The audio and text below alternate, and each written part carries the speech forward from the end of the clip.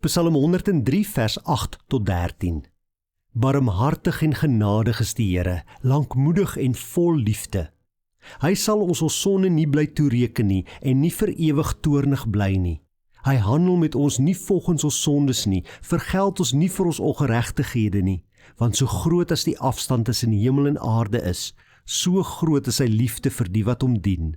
So ver as die ooste van die weste af is, so ver verwyder hy ons oortredinge van ons af. Soos 'n vader hom ontferm oor sy kinders, so ontferm die Here hom oor die wat hom dien. Watter beeld het jy van God? As jy dink aan God, wat sien jy? Wie sien jy? Hoe voel jy?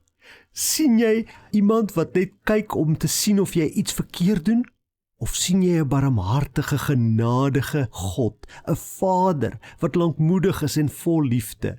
Dawid beskryf hier in Psalm 103, dit is hoe God is. God is barmhartig, hy is genadig, hy is lankmoedig, hy het geduld met ons, hy is so vol liefde vir ons. Hy sal ons sonde nie bly toereken nie, hy sal nie vir ewig toornig bly nie. Dawid sê, ons kan met ons sonde na God toe gaan.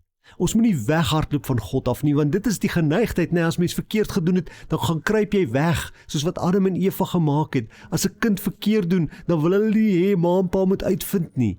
Maar ons moet nie dit doen nie. Nee, ons moet met ons sonde, met die foute wat ons gemaak het in ons lewe, na God toe gaan, dit voor hom bely, vir hom om verskoning vra.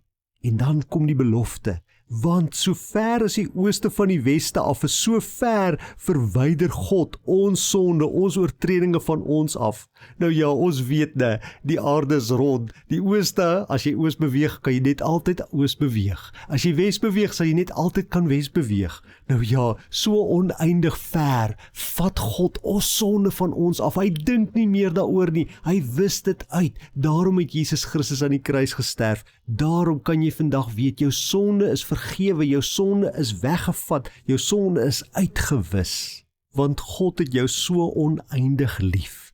Ons het altyd as kinders gesê, hoe lief ons vir iemand is. Nou het ons met ons arms gewys, so ver het ons arms gestrek om te sê, so lief is ek vir mamma, so lief is ek vir pappa.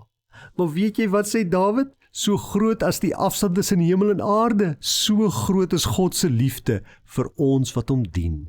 Ja, God se liefde vir jou is onmeetbaar groot. Dankie Here, dankie dat U my lief het.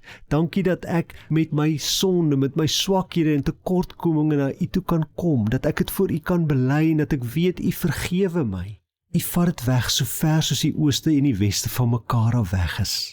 Ek kom loof U vandag. Ek prys U groot en wonderlike naam, omdat U my Vader is, omdat ek met U kan praat in gebed, omdat U elke dag daar is vir my en elke dag vir my sorg. Dankie dat U my lief het. Ek is lief vir U ook. Amen.